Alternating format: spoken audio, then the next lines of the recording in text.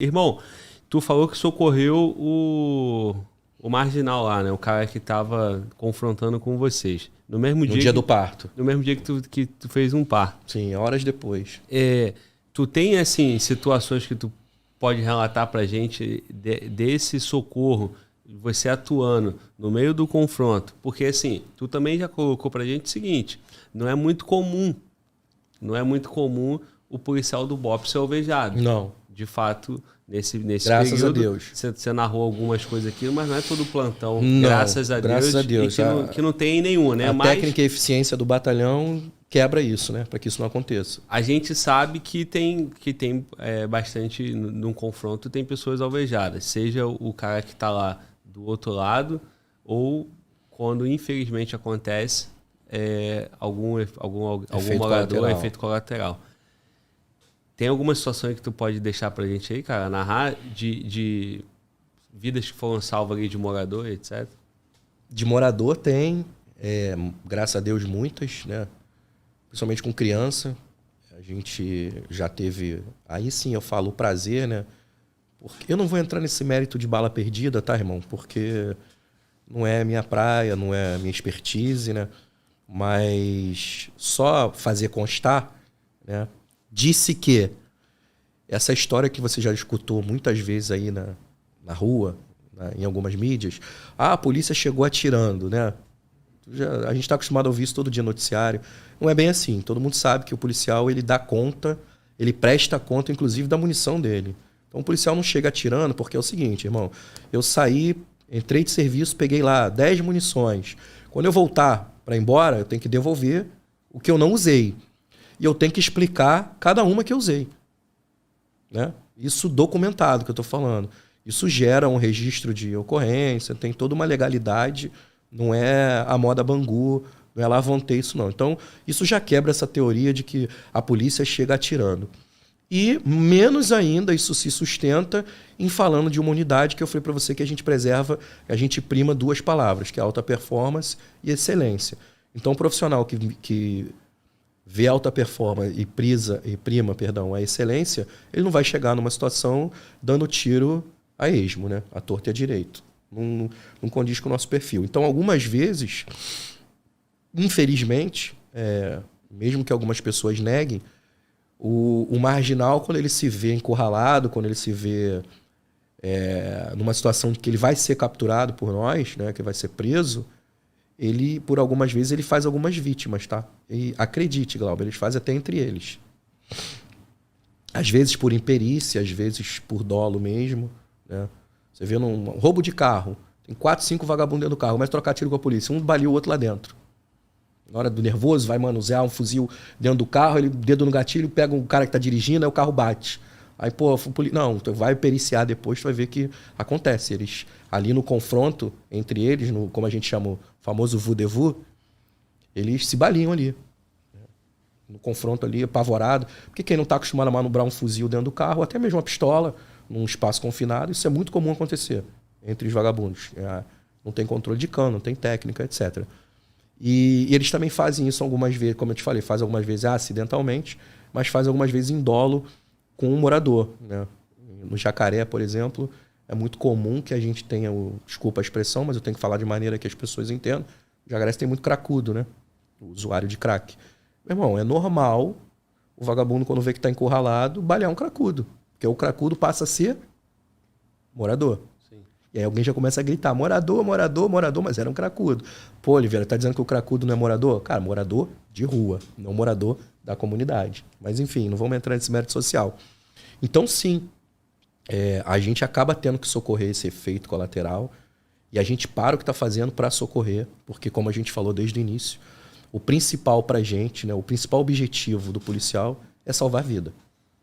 Seja impedindo um assalto, seja diminuindo a incidência de crime numa região, seja com a gente atendendo um baleado, né? Porque a parte é assim, cara, tu vai achar que é balela da minha parte, mas não é não. São duas chaves, né? No caso dos paramédicos, duas chavinhas que mudam.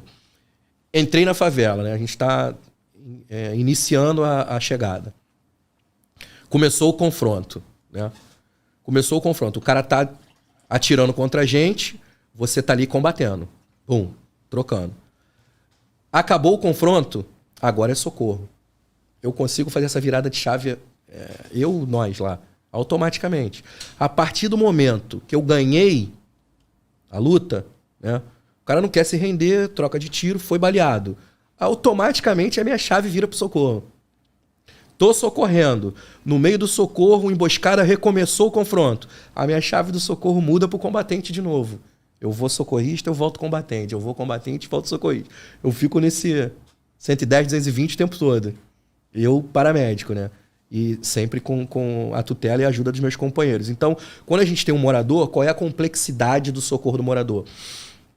Como eu te falei, o terreno, né, que às vezes está quente, a gente está no meio do confronto. E aí a gente tem um outro problema quando tem um morador, quando tem um efeito colateral. Que é o quê? O outro morador que vê você socorrendo o morador, que pensa que você que baleou o morador. E aí a comunidade vira contra você, a favela vira. O nego taca pedra, o nego começa a gritar, filmar, assassino, não sei o que lá. Só que tu tá socorrendo o cara e o cara tá te hostilizando porque tu tá socorrendo. Eu já vi morador gritando, né, porque eu tava abrindo a roupa de um baleado, ele tinha sido baleado no pescoço, né? E aí você tem que agir rápido porque ele vai parar de respirar. E eu fazendo os procedimentos e uma moradora filmando dizendo que eu tava matando, enforcando. Sabe? É óbvio que isso não se sustenta, né? Mas forma opinião pública. Por boletins médicos, por registro policial. De uma forma... E você via que quem estava falando era leigo, e o leigo é perigoso porque ele é incitado, ele fala o que você quer que ele fale, né? Dependendo do ânimo de quem soprou no ouvido dele, o cara que é leigo, ele fala qualquer besteira, né? Como, por exemplo, no dia desse parto, a cunhada da mãe estava no barraco junto. Mas quando eu saí no corredor com a criança debaixo do braço, ninguém viu. Viram a mulher ensanguentada, eu enrolei um lençol nela, né? Porque normal, um parto, sangra, né? E aí os vizinhos do beco começaram a gritar: morador baleado, morador baleado. A cunhada da vítima, da mãe, que falou: não, Vitória nasceu ali na mão da polícia, Vitória nasceu. Eles fizeram o parto. Aí a favela parou. Mas já ia começar um burburinho, parceiro. Já ia com certeza voar pedra e garrafa. Que é o normal. Já ia voar pedra e garrafa. Porque ninguém olhou pra mim com a criança no colo. Olhou pra mãe suja de sangue. Porra, o BOPE baleou. Um policial do BOPE ajudando ela.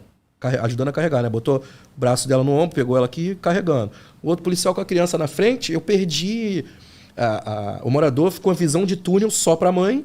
Vê a mancha de sangue, achou que era baleado. Então quando a gente socorre o morador, ou o efeito colateral, que é o nome técnico, a gente tem o problema da favela, que a favela acha que você causou aquilo. Primeiro de tudo, a favela acha que você que baleou o cara. E outra, ela não entende que você está socorrendo.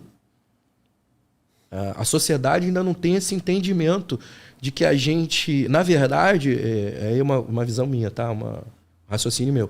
A gente não baleia ninguém. A verdade é essa. O policial, não estou falando só de BOPE, não. A gente não baleia ninguém, Glauber. Você está do lado de lá, algoz, marginal, com uma arma na mão. Do lado de cá, vem uma fração policial. 5, 10, 12, 15, 2, 1, quantos homens você quiser. Mas é o Estado. Camarada, se você botar seu fuzil no chão, perdi, é preso.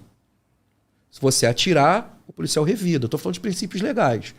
Né? Estamos de acordo? Então, camarada, quando você agride o Estado, você está escolhendo o resultado. Que pode ser você ser baleado, ser alvejado. Porque o agente da lei vai revidar. Mas depois que ele revidar, como nós, agentes da lei, somos cumpridores dela, tá lá também que eu tenho que socorrer. E assim será. Aí já não cabe mais a mim. Meu irmão, primeiro ponto, ele foi alvejado. Agora, segundo ponto, ele vai ser socorrido. Ponto final.